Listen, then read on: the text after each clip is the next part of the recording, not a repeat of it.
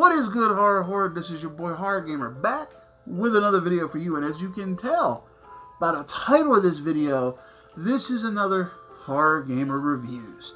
Now, if you're new to the channel, basically what Horror Gamer Reviews is exactly that. I take a movie, I review it, I give you my honest opinion on if it was good, if it was garbage, if it's something that you should watch, if it's something that you should avoid completely.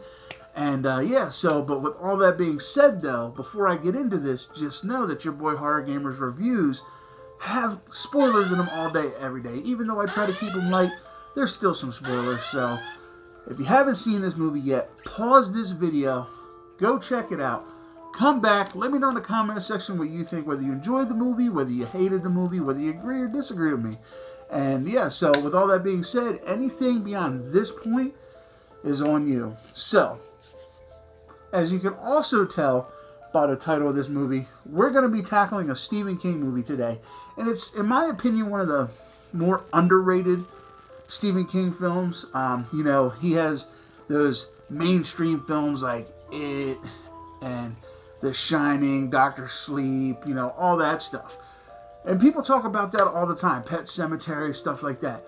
But this movie, I feel like, kind of swooped under the radar a little bit because you don't hear much talk about it. And that is, as you can tell by the title of this video, is 1408.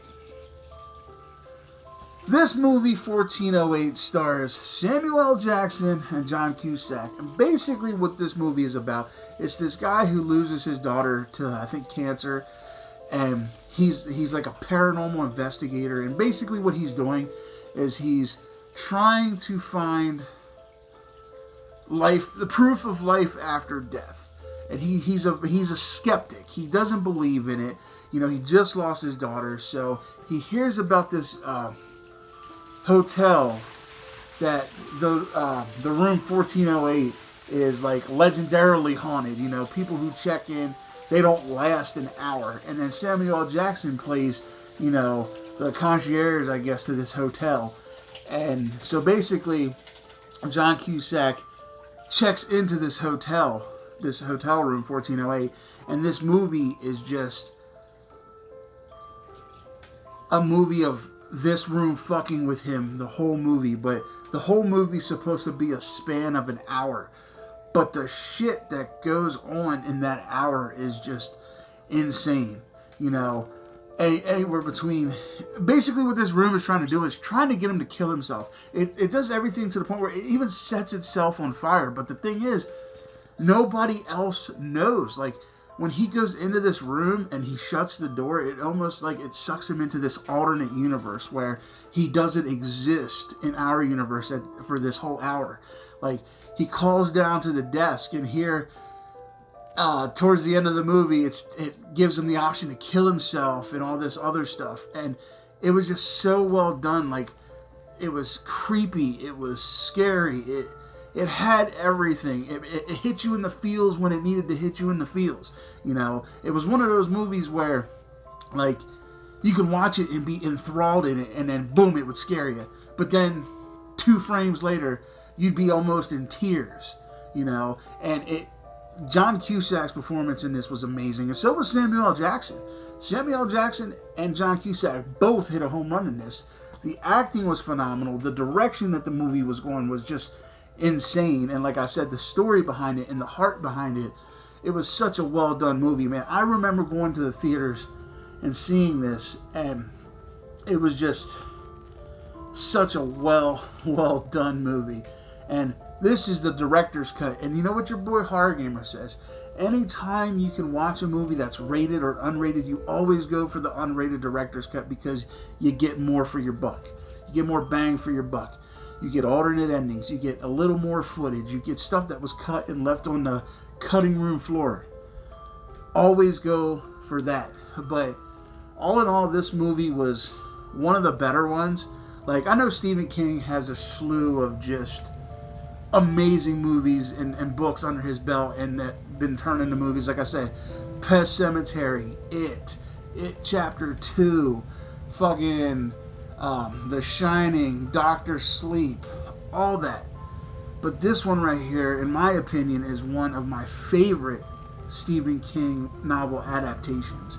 And just because, you know, like I said, it's the heart behind it, it's the story behind it, it's what I'm into, it's that ghost thing, you know what I'm saying? Like that ghost hunter feel to it, and that, you know, skepticism, and that wondering what is after death, you know what I'm saying? It kind of had a Shining feel, but not as intense. It reminded me of The Shining, but not as intense.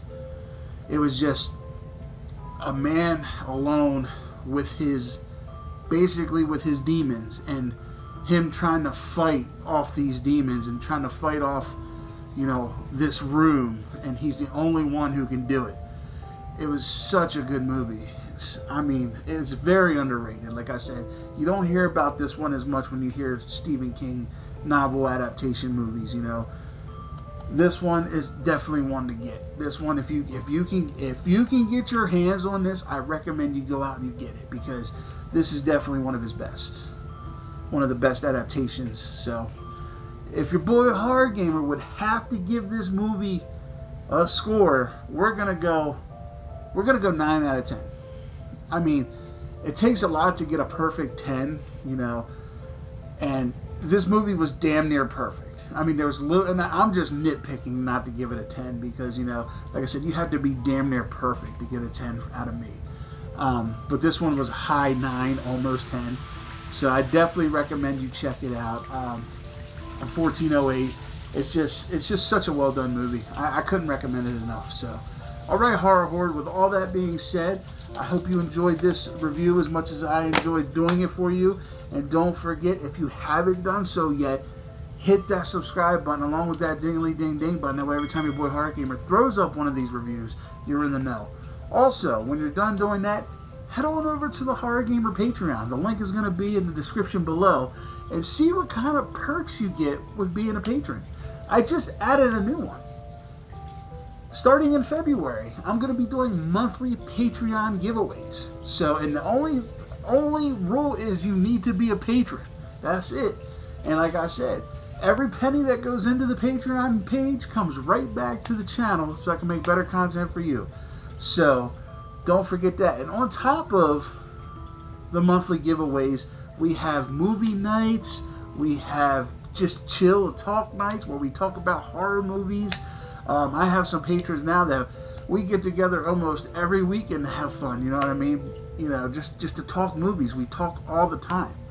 You know, I connect with my patrons. You know, I don't just, oh, you're a patron, I'll talk to you later. No, I try to stay connected to everybody, you know, and, you know, get ideas, and, you know, get ideas for content coming up, and you guys get like a full slate of what's coming up next and stuff like that. So definitely check that out if you're interested. Also, when you're done doing that, go on over to the Z Network and check out some of the cool stuff we got. You know, a bunch of us got together and created a little something for everybody. So definitely go check that out. But all right, Horror Horde, with all that being said, I love you guys. Thank you guys. And until next time, this is your boy Horror Gamer saying, as always, don't fear the darkness. Embrace it.